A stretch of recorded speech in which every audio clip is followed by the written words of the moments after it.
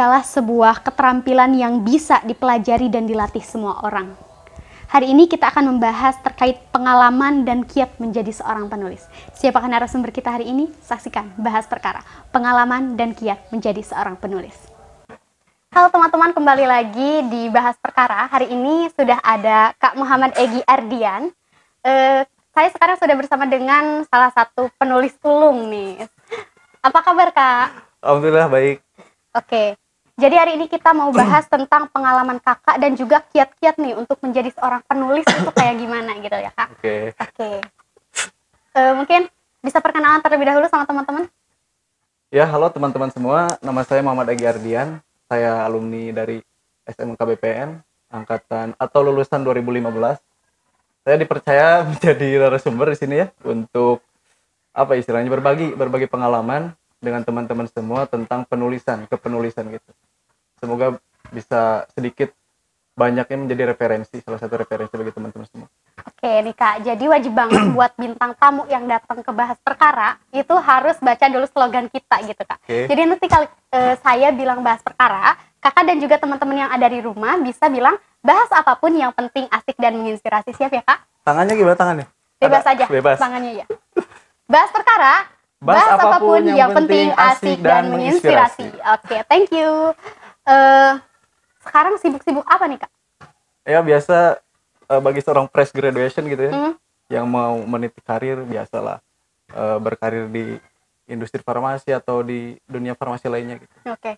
Aku tuh kalau lihat karya-karya kakak pasti selalu misalkan judul ataupun pembahasan ada kayak berkaitan dengan farmasi gitu loh, Kak. Seru. Jadi maknanya tuh ini apa ya? Kalau nggak tahu kan gitu ya. Oh iya, berarti udah baca berarti? Ada lah. Aku salah satu pengikut. Baca deh. Beli gak? Belum kalau beli ya. Boleh. Karena ada yang baca tapi nggak beli gitu. Gak bercanda. Oke. Menurut kakak nih, sebelum kita masuk ke pembahasan yang mungkin lebih ini ya kak, apa sih arti kata menulis itu sendiri gitu? Menulis itu bagi saya menuangkan pola pikir ya. Menuangkan pola pikir atau justru pengalaman gitu. Karena menurut saya kenapa kamu menulis? Karena saya ingin menyuratkan apa yang tidak bisa saya siratkan gitu. Iya. Jadi saya tidak bisa merayu cewek secara langsung, makanya saya suratkan gitu. Benar. Saya tidak bisa mengeluh secara langsung, makanya saya suratkan gitu sih. Jadi bagi saya menulis secara garis besar gitu ya. Banyak referensi lain tentang menulis, tapi menurut saya pribadi menulis itu adalah menyuratkan apa yang tidak bisa saya siratkan. Jadi kadang dalam gak sih artinya? Bener dalam banget. Jadi kadang kita nggak harus selamanya menyampaikan kepada orangnya secara langsung gitu ya kak. Exactly. Sejak kapan sih suka dengan dunia kepenulisan gitu loh? Oke, kalau misalkan secara penulisan redaksi gitu ya, menerbitkan di tahun 2017 sebenarnya. Itu baru memulai mencoba untuk mempublish hasil karya yang saya rintis gitu. Tapi sebenarnya hobi saya dalam menulis itu dimulai dari waktu saya mendirikan komunitas pendaki gunung, penempuh alam bebas namanya itu di tahun 2013. Jadi saya terbiasa untuk menuliskan kemana saya mendaki, terus berapa orang yang saya ajak mendaki, bagaimana situasi di atas, lingkungannya atau suasana yang kita dapatkan gitu sih. Nah lama kelamaan teman-teman tuh pada ngasih motivasi atau dorongan. Coba genrenya diperjelas gitu. Ini mau genre asmara, mau genre motivasi, mau genre satir apa gitu. Iya. Terus coba masukin ke penerbit gitu sih awal-awalnya. Jadi emang benar-benar ada dorongan gitu ya dari orang-orang terdekat juga. Benar. Jadi kita juga lebih ada inspirasi gitu loh. Iya benar.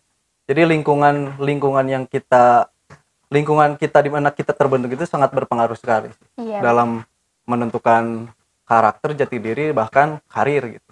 Punya idola tersendiri nggak sih kak di bidang kepenulisan, misalnya siapa gitu? Nah itu uniknya saya gitu, bukan uniknya tapi banyak komentar dari teman-teman perihal itu tuh. Kan saya tuh termasuk anak muda gitu ya, harusnya idolanya juga anak muda gitu. Tapi saya kayak Fiersa Besari mungkin, kayak Wiranagara mungkin gitu ya kalau anak-anak muda.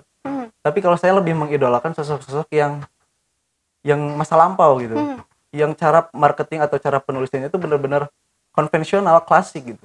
Kayak Sapardi Djoko Damono, terus Joko Pinurbo, benar. terus Sujiwo Tejo, banyak lah gitu. Jadi saya lebih fokus melihat gaya kepenulisan orang-orang pada masa dulu gitu sih.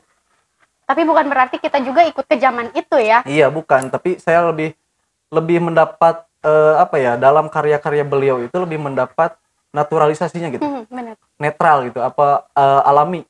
Kayak aku tuh suka banget sama almarhum dari seperti Djoko Damono. Keren banget Gitu itu. kan.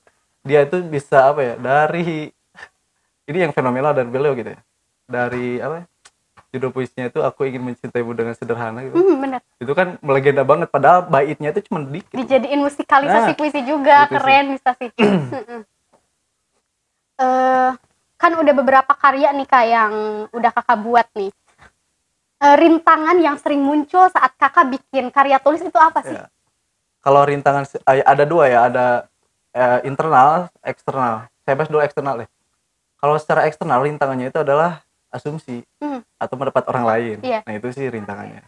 Kayak gini, saya misalkan secara kehidupan langsung atau di dunia pendidikan gitu ya, teman-teman, saya dikenal sebagai sosok orang yang cool misalkan, atau gak petakilan lah gitu. Terus saya menghasilkan karya yang dalam tanda kutip alay. Oke. Bahas cinta, rindu, senja gitu ya. Jadi Kan pada apa ngajangka ya? gitu mungkin. Kok kayak gini? Nah itu sih tantangan dari secara eksternal. Iya. Gi, kok lu jadi gini sih, alay banget gak? Apapun gitu ya, komentar dari orang lain itu sih rintangan menurut saya. Tapi cara itu pun saya manfaatkan untuk mengevaluasi karya saya sebenarnya. Jadi kadang saya tuh ingin iseng nih. Ini kalau saya menulis tentang ini, respon pembaca itu bakal seperti apa ya? Jadi saya sengaja misalkan, ini pasti alay nih, tapi saya sengaja publish di story atau di mana gitu. Nanti kan komen masuk tuh, Gi alay. Gi atau gak ngerti misalnya. Nah itu yang akan pembaca terima ketika kita merilis buku itu gitu. Iya. Jadi dari komentar, dari pendapat teman-teman gitu, saya jadikan bahan evaluasi juga. Kalau misalkan rintangan secara internalnya, kadang kita tuh minim kosakata. Jadi kita tuh harus memperluas kosakata dengan cara apa? Dengan cara membaca tentunya. Dengan cara membaca, mencari referensi gitu.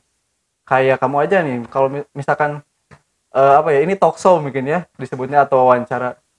Berapa kali sih kamu melihat tontonan Mata Najwa misalkan? Iya. Atau cara mereka menanyai narasumber atau memimpin diskusi gitu kan. Sama di penulis juga gitu. Jadi kita harus memperbanyak dulu baca referensi, baru kita temukan gaya kepenulisan kita tuh mau seperti apa sih. Iya benar. Karena setiap apa yang kita tulis perlu kita pertanggungjawabkan gitu ya Kak. Gitu. Gimana sih caranya biar kita tuh pada saat menulis itu konsisten gitu sampai tamat? Kadang kan aku nih Kak, misalnya nulis lagi semangatnya nulis, terus besoknya males sampai dia lupa gitu. Mungkin tips secara personal gitu ya. Beda-beda setiap orang pasti. Kayak saya mungkin dibesarkan atau lebih banyak waktu di kosan gitu ya. Beda dengan orang yang suka nulis tapi di rumah gitu. Pasti beda rintangannya. Tapi secara garis besar dalam konsistensi menulis itu adalah kita jangan terlalu memikirkan, wah kita stuck nih, ide. Jangan.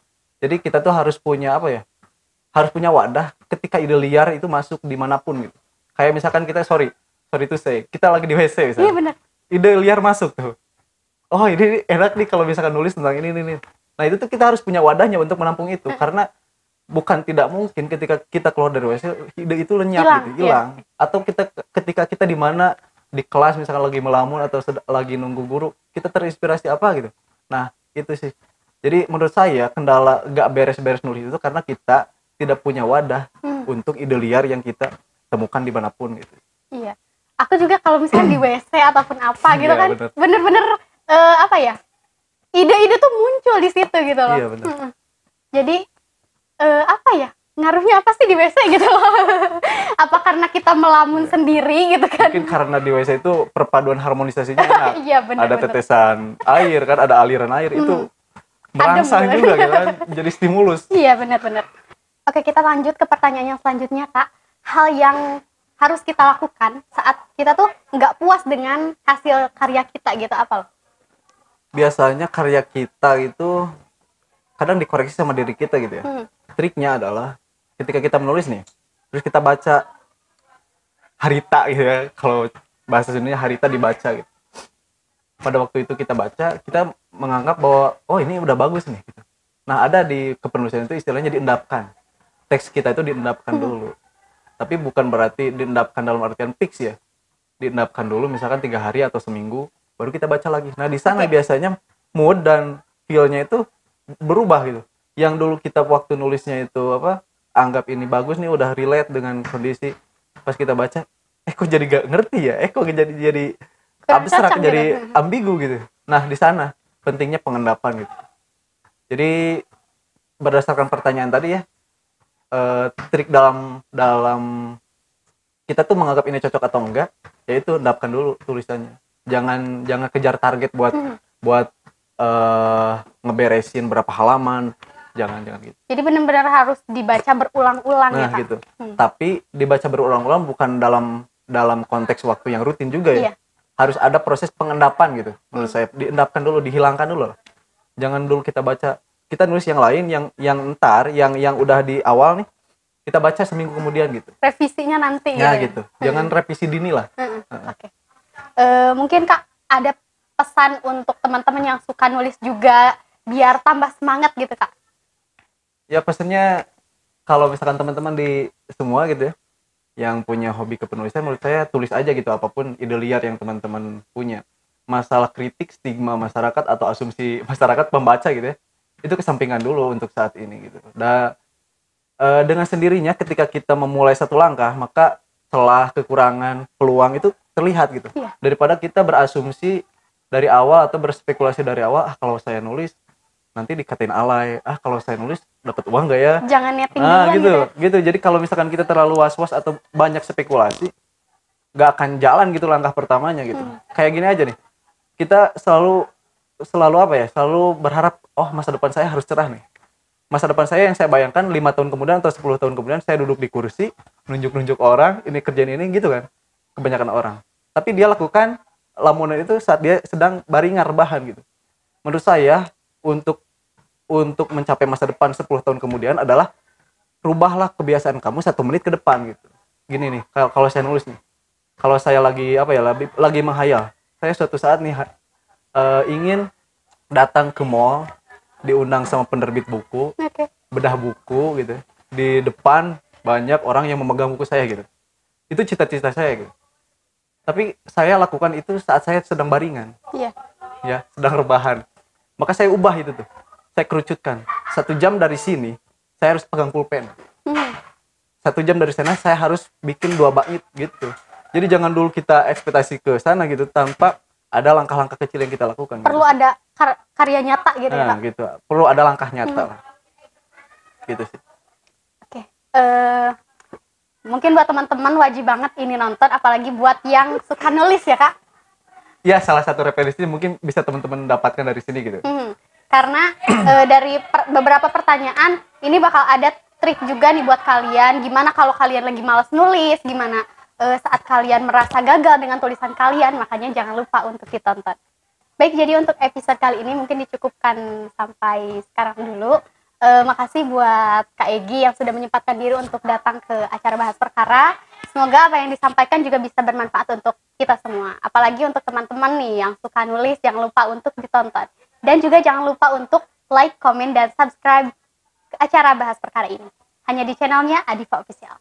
Oke, sebelum saya tutup nih Kak, kita sekali lagi, kalau nanti saya bilang Bahas Perkara, Kakak dan juga teman-teman yang ada di rumah bisa bilang bahas apapun yang penting, asik, dan menginspirasi. Siap ya Kak? Iya, siap. Oke. Bahas Perkara, bahas apapun yang penting, asik, dan menginspirasi. Oke. Sekian dari saya. Wassalamualaikum warahmatullahi wabarakatuh.